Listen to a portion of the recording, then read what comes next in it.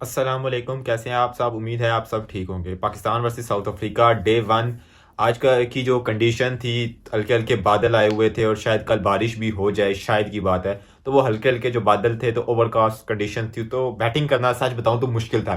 जो कि third ODI में भी बैटिंग करना बड़ा मुश्किल था शुरू के ओवर्स में, क्योंकि हल्की हल्की बारिश हुई थी। तो साउथ अफ्रीकन कंडीशन में ओवरकास्ट में वैसे भी बैटिंग करना मुश्किल होता है। तो लेकिन इस मतलब है कि मुश्किल कंडीशन में शान मसूद और साइम ने बहुत अच्छी पार्टनरशिप लगाई और बहुत अच्छा सरवाइव किया। रबाडा की बड़ी अच्छी बॉल्स जो है ना, साइम ने टैकल की और वो खेली उसने, साइम ने। तो मतलब है कि शुरू की अच्छी पार्टनरशिप लग गई थी, जो कि एक्सपेक्ट नहीं किया। मैं अगर पिछला टूर भी निकालूं तो पार्टनरशिप नहीं लग सकती, और ओवर कॉस्ट कंडीशन में वैसे भी पार्टनरशिप नहीं लगती।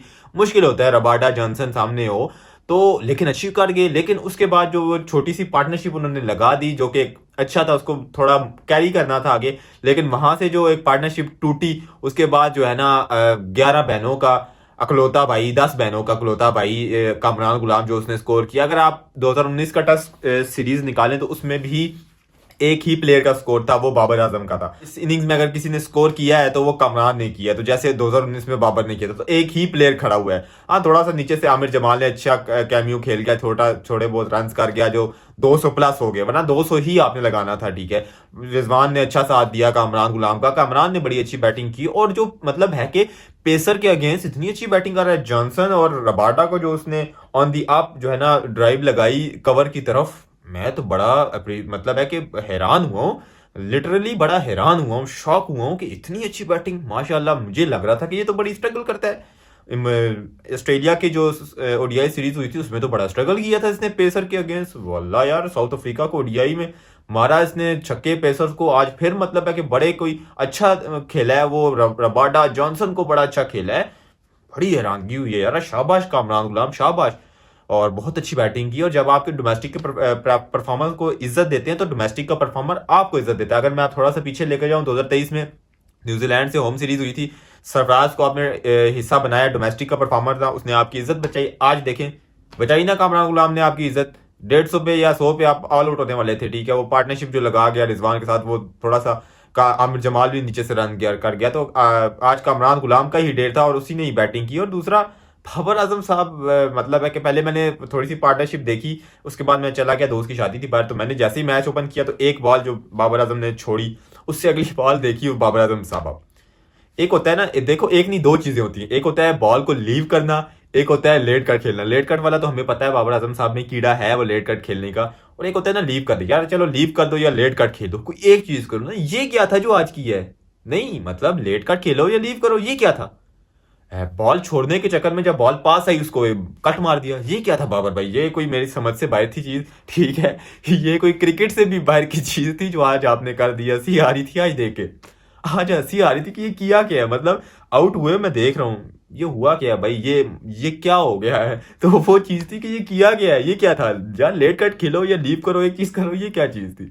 मतलब आपको कोई, मुझे लास्ट टाइम याद पड़े कि आपको टेस्ट में कोई अच्छी बॉल पड़ी हो, ऑस्ट्रेलिया का जो टूर हुआ था उसमें हेजलवुड और कमिंस ने आपको अच्छी बॉल डाली थी, जो बोल्ड किए थे आपको, वो अच्छी बॉल थी। उसके बाद बांग्लादेश की सीरीज निकाल लो, पता नहीं कौन सी बॉल है, ऑर्डिनरी सी बॉल है, उस पर आउट हो रही हो। ठीक है, इंग्लैंड के जो एक मैच के टेस्ट खेले उसमें पता नहीं क्या, आज देखो क्या है। मतलब ये कोई बॉल होती है अच्छी पड़ी होती है, विकेट में पड़ी होती है या कुछ होता है, आपका पहले ही कॉन्फिडेंस डाउन है, तो जो बॉल विकेट में आ रही है उसको खेलो। जो आगे पीछे उधर जा रही है छोड़ दो उसको, आपकी आगे फॉर्म नहीं है। आपको इतना अच्छा मौका मिला था कि ओडीआई में जो है ना आपकी रिदम चल गया था। ठीक है, लेकिन था कि उस रिदम को यहाँ कैरी करते, मतलब थोड़ी देर क्रीज पे बिताते। क्या जरूरत है उधर की पेशावर की बॉल को खेलने की? बैठे लाओ रो खेल पेशावर की बॉल को। जो बॉल अपने विकेट टू विकेट आ रही है, ठीक है, उसको ड्राइव मारने की कोशिश करो, उसको खेलने की जो कोशिश करो, पेशावर की बॉल को। और फिर जब आउट हो गए तो एनके लगा के साहब, नवाब साहब शहजादा बैठा हुआ है हमारा, एनके लगा के इस तरह देख रहा है, क्लैपिंग कर रहा है कामरान की बैटिंग। तो कामरान की जगह आप स्कोर करो ना, आप भी स्कोर करो। क्या एनके लगा के हम तो बैठ जाते, थोड़े टाइम बाद कैमरा आता है तो बाबर आजम साहब उदास बैठे होते हैं, फिर बाबर आजम साहब एनके लगा के बैठ जाते हैं। बाबर आजम साहब की भी एक अलग की दुनिया चल रही है। तो बाबर भाई कुछ रन्स करने की तरफ फोकस करो और रन्स करो। इतना अच्छा आपका मोमेंटम चल रहा था ओडीआई सीरीज का, इतनी अच्छी बैटिंग की है आपने, और यहाँ कैरी करो मोमेंटम को। क्या जरूरत है पिशावर की बॉल को खेलने की? विकेट टू विकेट बॉल खेलो और थोड़ा क्रीज पे टाइम बिताओ। ठीक है, कोई भी इतनी कोई रॉकेट साइंस नहीं थी जिस तरह आज आउट हो गए हो। खैर चलें कल मुलाकात होती है। इस टाइम आप बड़े अच्छे सीट पे हैं, आप सुबह विकेट ले सकते हैं। अब्बास ने अच्छी बॉलिंग की। अच्छा, अब्बास जो है ना 130 ही है, 135 ही है, उसने 140 हार्डली क्लिक किया, ठीक है। तो अब्बास का वो जो कह रहे हैं ना, वो ऑफ कलर है क्योंकि वो 3-4 साल के बाद वापस आ रहा है। तो टीम में घुलने मिलने में, इंटरनेशनल क्रिकेट में 4 साल बाद वापस आ रहा है, तो उसने कोई इंटरनेशनल क्रिकेट नहीं खेली, तो उसको टाइम लगेगा। और जहां तक उसकी रिदम की बात है, तो वो 130 ही है, वो 125 130 135 से ऊपर हार्डली है। तो उसके पास वो स्किल्स है ना कि वो अंदर बाहर सीम कर सकता है। तो वो जो है ना मतलब है कि उस लिहाज से है ना, जैसे आपको आमिर की बात याद हो कि आमिर ने कहा था कि अगर 130 का बॉलर है लेकिन उसको अंदर बाहर इन स्विंग आउट स्विंग करनी आती है, तो वो कंप्लीट बॉलर है। लेकिन 100-150 वाला है, उसके पास सीम स्विंग नहीं है, तो वो बॉलर नहीं है। तो वही चीज़ है अब्बास के पास, वही चीज़ थी आसिफ के पास। आसिफ को दुनिया क्यों नहीं खेल सकती थी? क्योंकि उसके पास भी 130 स्पीड थी। वो अंदर बाहर जो बॉल करता था, लेंथ पे हिट करके, एक कंसिस्टेंट लेंथ पे हिट करके वो बैटर को तंग करता था, जैसे अब्बास कर रहा है। वो हिट करता है लेंथ के ऊपर बैटर को, कभी यहाँ से अंदर करता है, कभी बाहर करता है। वो एक टिपिकल डिप की है आज बॉल जो अब्बास करता होता था यूएई दुबई में, तो वो उस तरह आउट हुआ है। तो अब्बास की यही है, एक लेंथ पे हिट करता है और वहां से वो आउट करता है। और जहां तक ऑफ कलर है, वो थोड़ा कुछ टाइम बाद वापस आ जाएगा।